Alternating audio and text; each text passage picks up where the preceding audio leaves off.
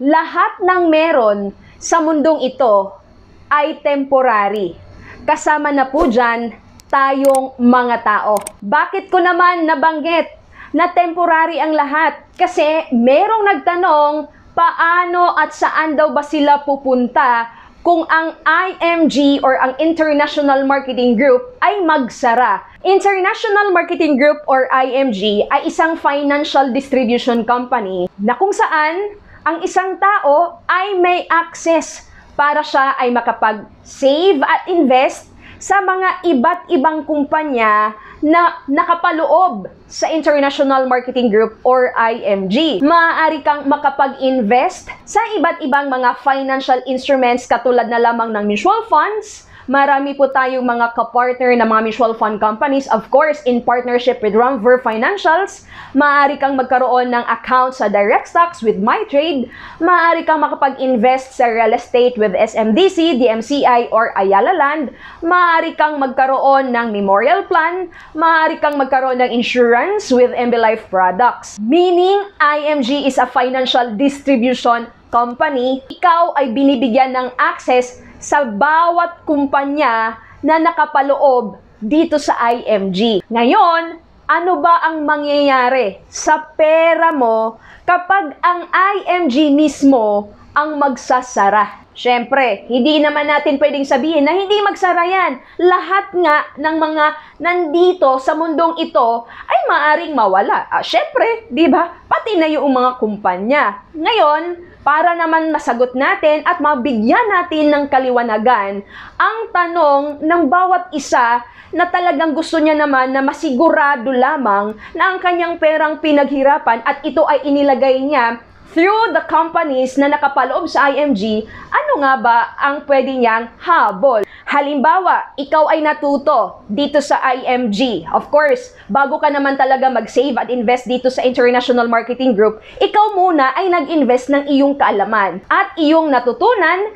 doon sa iyong financial seminar na ikaw ay dapat mag-build ng iyong solid financial foundation starting with this Kaiser Saving Program. Now, what will happen to your money sa Kaiser Saving Program kung ang International Marketing Group ay magsara? Ano ba ang relasyon ng IMG at ng Kaiser?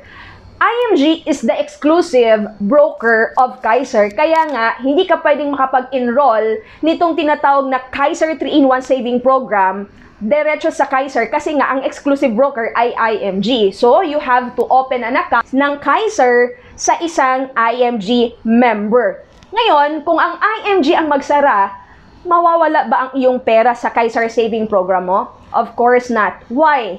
Kasi ang pera mo ay naka-invest naman talaga or nasa Kaiser. Pinadaan lang sa IMG because IMG is the broker. Kaya kung halimbawa, ikaw ay merong account sa Kaiser Saving Program, your money ay nasa Kaiser Health Group Incorporated. At kung naintindihan mo naman, ang Kaiser Health Group, meron na po tayong video na nag-i-explain how Kaiser works at kung saan napupunta yung iyong pera na iyong nilalagay sa Kaiser Saving Program, di ba? 51% nasa trust fund, managed by 2 international banks, ING Banks at ng Deutsche Bank. 49% ay nasa diversified assets naman, di ba? Naka-invest sa mga paper asset, real estate, and of course, 80% ng Soldivo Mutual Fund ay owned by Kaiser. So technically, yung pera na iyong iniipon sa Kaiser Saving Program mo, ay naka-invest na rin po yan sa mutual fund. At kung naintindihan mo rin na ang mutual fund ay naka-invest din sa mga blue chip companies dito sa Pilipinas,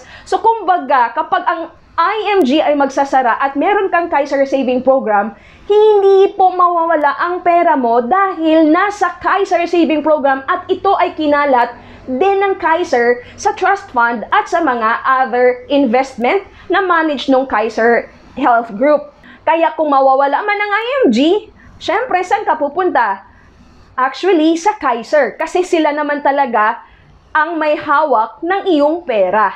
E paano naman kung sa mga mutual fund companies ka, nag-diversify ng iyong pera? Meron kang account sa Solivo, meron kang account sa FAMI, meron kang account sa Philequity, meron kang account sa Sun Life, meron ka sa Atra, meron kang account sa ALFM, di ba? Ito yung mga mutual fund companies na affiliated ng IMG because in partnership with Ramper Financials. Syempre, kung halimbawa ang IMG wala na, tapos ang dami mong mutual fund investment, di ba? Zero load fee kasi ang habol mo. That's why you are investing mutual funds dito sa IMG. Ngayon, anong mangyayari sa mga mutual fund accounts or investments mo?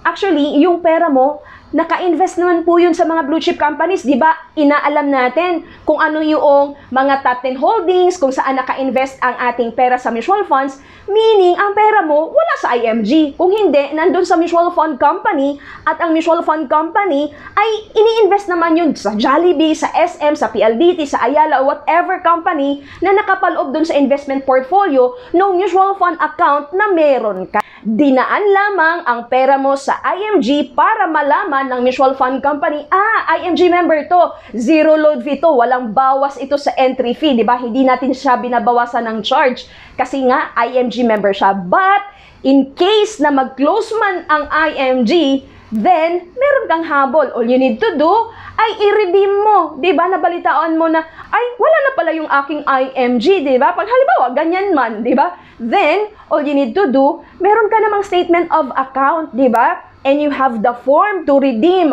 Actually, yung redemption form, nasa website naman po yan ng mga mutual fund companies. So, ibig sabihin, intact pa rin yung pera mo, hindi po yun maaapektuhan kung halimbawa man na magsasara ang IMG. At ganun din sa stock market account mo. Halimbawa, meron ka kasing access sa MyTrade, di ba? You can buy and sell stocks sa Philippine Stock Exchange using this online platform of MyTrade. Kaya kung halimbawa, wala din ang IMG, again, ang pera mo, hindi naman nasa IMG. Kung hindi, nasa MyTrade at ikaw ang may control nun, di ba? Hindi maapektuhan ang account mo, ang pondo mo sa iyong MyTrade dahil lang nag-close ang IMG. Wala pong kinalaman yun doon, di ba?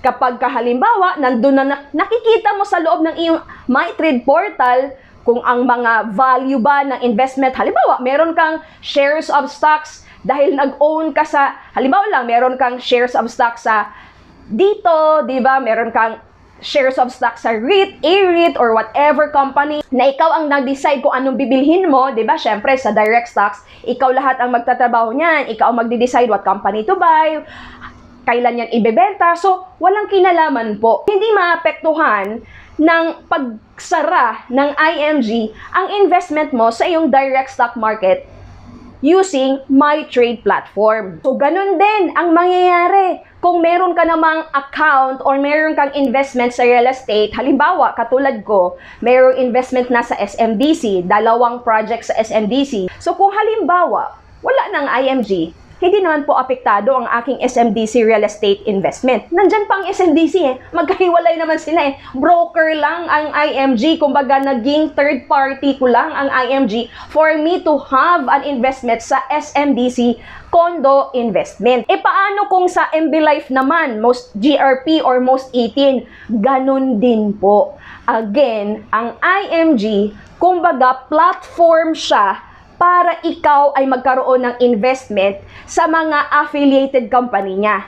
Pero ang pera mo, wala naman talaga sa IMG kung hindi nandun sa mga kumpanya na pinili mo para ikaw ay magkaroon ng saving program. Posible ba talaga na magsarado ang IMG? Sabi ko nga sa inyo, sa mundong ito, lahat ay temporary. Kaya, maaari, hindi lang IMG, kung hindi lahat ng kumpanya na nandito ngayon. Kasi nga, ikaw at ako ay temporary lamang na nabubuhay sa mundong ito.